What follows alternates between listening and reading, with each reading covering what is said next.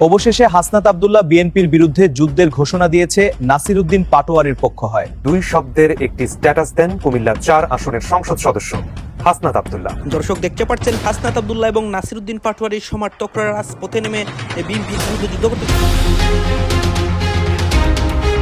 এদিকে আজ হাসনাত আব্দুল্লাহর ঘোষণার পর লক্ষ লক্ষ কর্মী রাজপথে নেমেছে। বিএনপির বিরুদ্ধে নাসির উদ্দিন পাটোয়ারি সরাসরি আবারও যুদ্ধের ঘোষণা দিয়েছে। এই নিয়ে আজ রাজপথ উত্তাল, শাহবাগের রণক্ষেত্র চলছে। আমরা সন্ত্রাস, চাঁদাবাজি, দুর্নীতির বিরুদ্ধে ইনশাল্লাহ লড়াই করে যাব এবং আমাদের যে ইশতেহার দিয়েছিলাম ঢাকা 8-এ শহীদ উসমান হাদি ভাইয়ের হত্যাকাণ্ডের বিচার সহ যে বিষয়গুলো আমরা প্রতিশ্রুতি দিয়েছিলাম সেগুলো নিয়ে আমরা কাজ করে যাব ইনশাল্লাহ। একটা বড় নির্বাচন হলো, সেই নির্বাচনে একটা দল নিরঙ্কুশ সংখ্যাগরিষ্ঠতা পেল, আর একটা দল পরাজিত হলো। কিন্তু ওই চাঁদাবাজির যে ঘটনাগুলো আলোচনা হয়েছে বিগত 1.5 বছরের সব থেকে বেশি, আবারও চাঁদাবাজির একটি ঘটনা।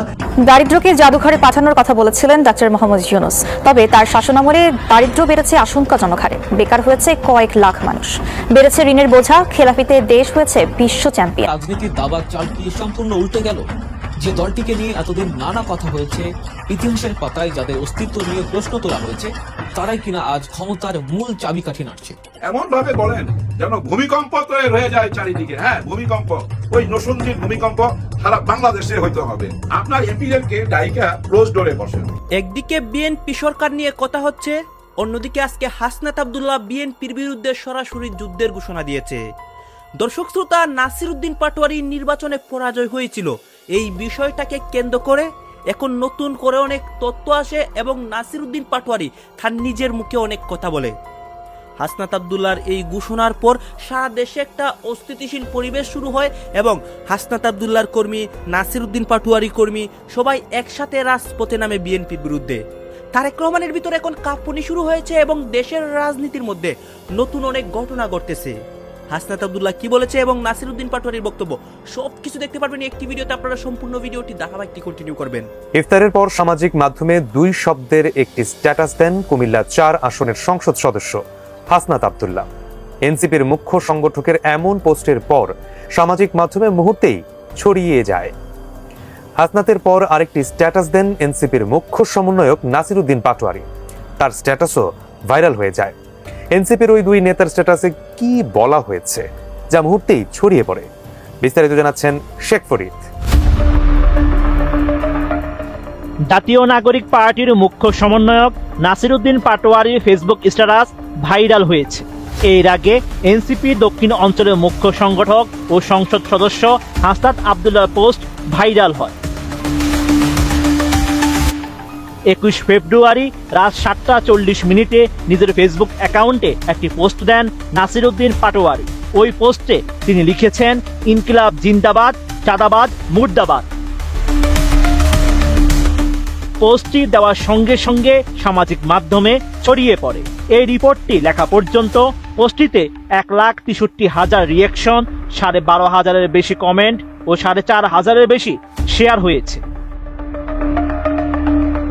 এর আগে ইফতারের পর নিজের ভেরিফাইড ফেসবুক অ্যাকাউন্টে দুই শব্দের একটি সংক্ষিপ্ত স্ট্যাটাস দেন ত্রয়োদশ জাতীয় সংসদ নির্বাচনে কুমিল্লা ৪ আসন থেকে নবনির্বাচিত সংসদ সদস্য ও এনসিপির মুখ্য সংগঠক হাসনাত আব্দুল্লাহ। পোস্টের পর তা মুহূর্তেই সামাজিক মাধ্যমে ছড়িয়ে পড়ে।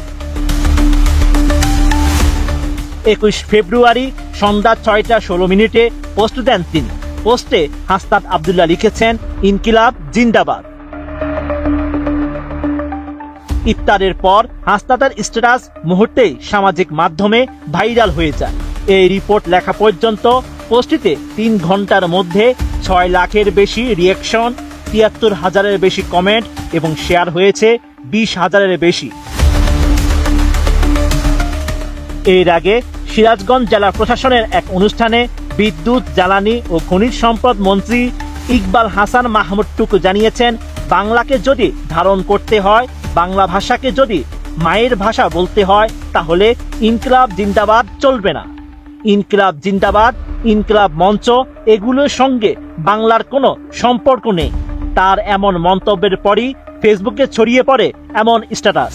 যাদের ইনকিলাব, ইনসাফ এবং আজাদি শব্দের গাত্রদাহ হয়, তাদের মধ্যে আমরা দেখতে পাচ্ছি যে ভারতীয় প্রতিচ্ছবি। আপনারা পাড়ায় মহল্লায় সন্ত্রাস, চাঁদাবাজি, দুর্নীতির বিরুদ্ধে আজাদি কমিটি গঠন করেন। আজকে আমরা চতুর্থ তারাবি আমাদের জাতীয় মসজিদ বাইতুল মুকাররমে আমরা আদায় করেছি এবং আমাদের যে একটা কর্মসূচি রয়েছে রেহলায় তারাবি, রেহলা অর্থ সফর, আর তারাবি বিভিন্ন মসজিদে 30 মসজিদে আমরা ঘুরে ঘুরে তারাবি পড়ি। সকলের সাথে কথা বলি। আমাকে যারা ঢাকা 8 আসনে ভোট দিয়েছে আমি তাদেরকে ধন্যবাদ জানাচ্ছি এবং ওনাদেরকে বলছি যে আমি ইনশাল্লাহ যেভাবে আপনাদের আগে পাশে ছিলাম আমি আপনাদের পাশে থাকবো।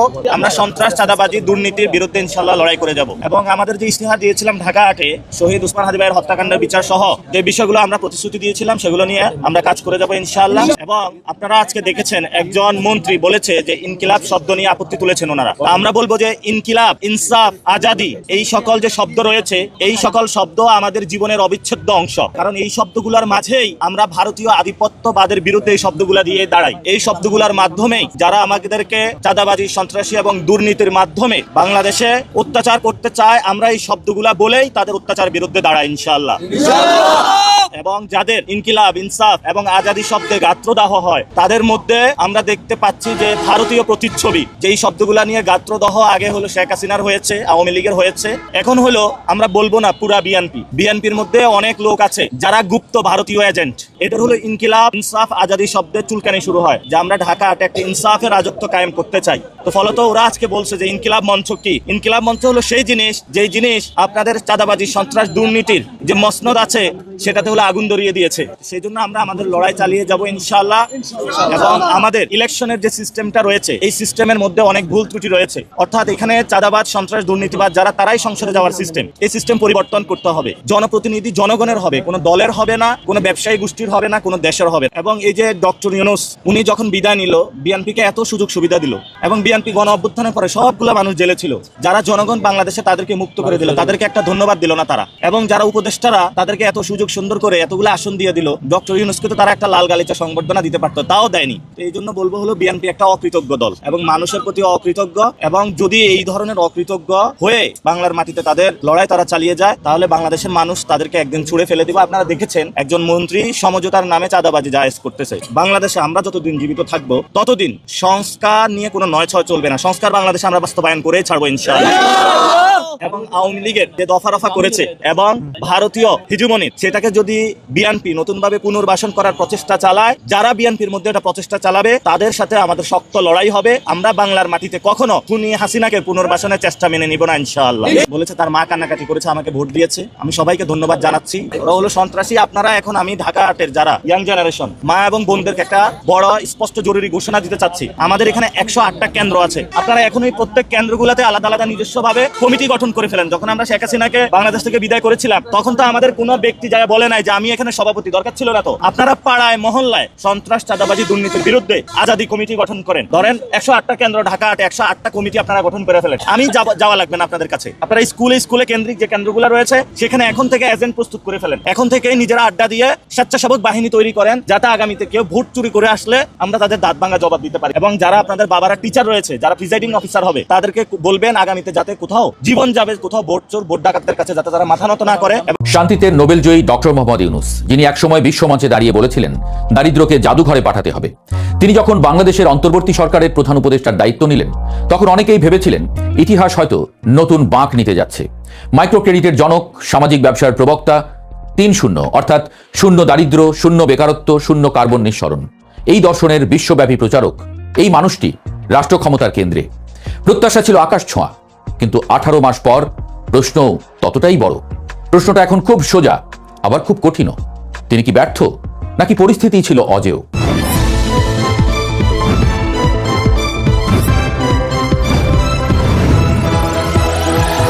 2024 সালের 8 আগস্ট আওয়ামী লীগ সরকারের পতনের পর এক অস্থির রাজনৈতিক পরিবেশে দায়িত্ব নেন ডক্টর মোহাম্মদ ইউনূস।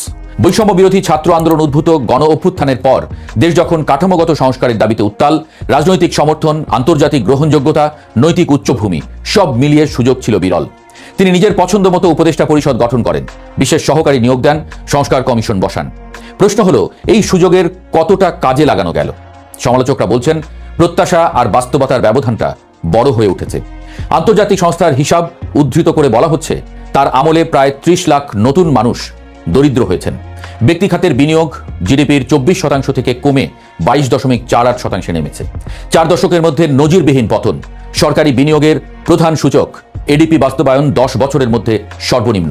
ব্যাংক খাতে খেলাপি ঋণের হার 35%-এর বেশি, যা আন্তর্জাতিক তুলনায় উদ্বেগজনক। সরকারি ঋণ দাঁড়িয়েছে 23 লাখ কোটির ঘরে। মূল্যস্ফীতি 8.5% আর মজুরি বৃদ্ধি তার নিচে, অর্থাৎ প্রকৃত আয় কমছে। এসব তথ্য একত্র করলে অর্থনীতির ছবিটা অস্বস্তিকর। কিন্তু গল্পের আরেক পিঠও আছে। বিদায়ী ভাষণে ডক্টর ইউনূস বলেন, রিজার্ভ বেড়ে $34 বিলিয়ন দাঁড়িয়েছে, প্রবাসী আয় বেড়েছে, খাদ্য মূল্যস্ফীতি কমেছে, আন্তর্জাতিক আর্থিক প্রতিষ্ঠানগুলোর সঙ্গে সম্পর্ক পুনর্গঠিত হয়েছে। তিনি দাবি করেন, অস্থিরতার ভেতর থেকেও স্থিতিশীলতার পথে দেশকে ফেরানো গেছে। সমর্থকরা যুক্তি দেন, তিনি দায়িত্ব নিয়েছিলেন এক ভাঙা অর্থনীতি নিয়ে। ব্যাংক খাতে দীর্ঘদিনের সঞ্চিত খেলাপি ঋণ, আমদানি নির্ভর প্রবৃদ্ধি, জ্বালানি ঘাটতি, আস্থাহীন বিনিয়োগ পরিবেশ, এসব রাতারাতি বদলানো যায় না। তাহলে দ্বন্দ্বটা কোথায়?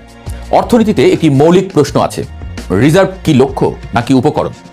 সমালোচকেরা বলছেন, আমদানি সংকোচন, শিল্প উৎপাদন চাপে ফেলা, বিদ্যুৎ উৎপাদন কমানো, এসবের মাধ্যমে রিজার্ভ বাড়ানো হলে তা টেকসই হয় না। উৎপাদন সক্ষমতা, কর্মসংস্থান, খাদ্য ও জ্বালানি নিরাপত্তা, এসব সূচক শক্ত না হলে রিজার্ভের সাফল্য কাগুজে হয়ে যায়।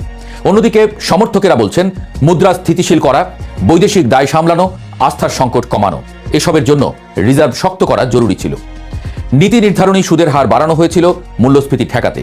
ফল, ঋণের সুদ বেড়েছে, বেসরকারি খাতের ঋণ প্রবাহ কমেছে, ব্যবসায়িক কার্যক্রমে চাপ তৈরি হয়েছে।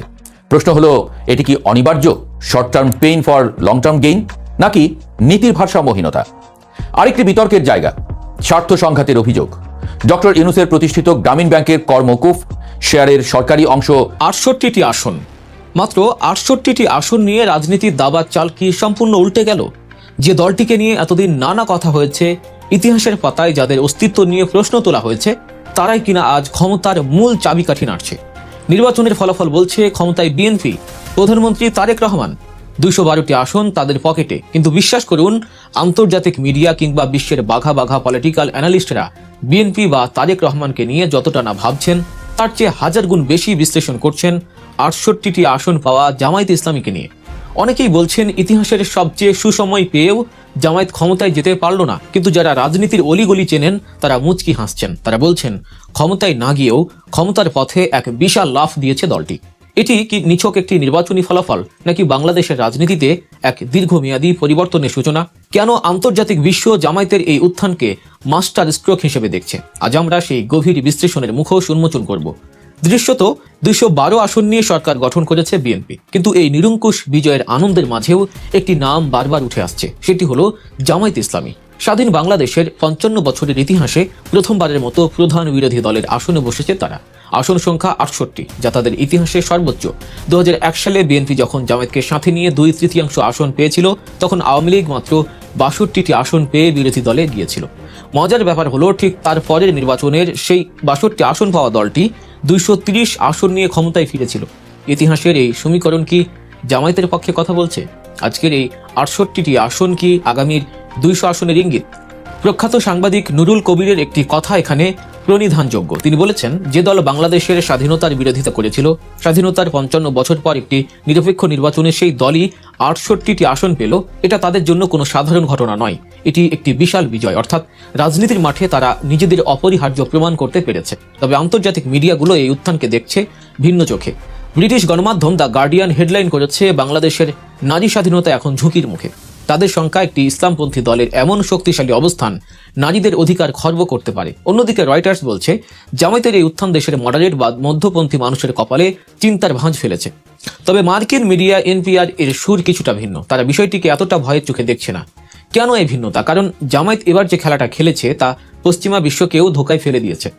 আমরা যদি একটু পেছনের দিকে তাকাই, এই পরিবর্তনের সূচনা কিন্তু একদিনে হয়নি। 2024 সালে জুলাই মাস হাসিনা বিরোধী সেই উত্তাল আন্দোলন।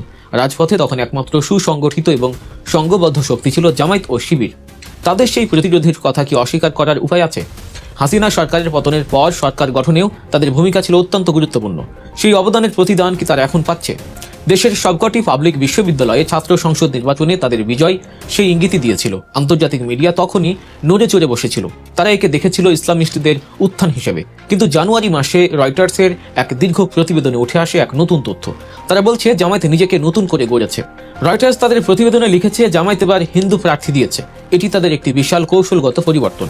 এর মাধ্যমে তারা নিজেদের গায়ে লেগে থাকা উগ্রবাদী তকমাটি নিপুণভাবে সরিয়ে ফেলার চেষ্টা করেছে। তারা দেখাতে চেয়েছে তারা সবার দল, কিন্তু মুদ্রা। দর্শক, আপনারা তো দেখলেন এখানে কি কথা হচ্ছে। সবাই সবার মন্তব্য প্রকাশ করতেছে। বিশেষ করে এখানে আমরা দেখতে পাচ্ছি যে নাসিরউদ্দিন পাটোয়ারির বিষয়ে কথা হয় এবং দেশের রাজনীতির প্রেক্ষাপট নিয়ে কথা হয়। এই বিষয়গুলো দেখে এবং দেশের রাজনীতির প্রেক্ষাপটগুলো নিয়ে আপনাদের মন্তব্য কি? আপনাদের গুরুত্বপূর্ণ মন্তব্যটা অবশ্যই আপনারা আমাদের কমেন্ট বক্সে লিখে যাবেন। এখানে হাসনাত আবদুল্লাহর বিষয়ে অনেক কথা হচ্ছে।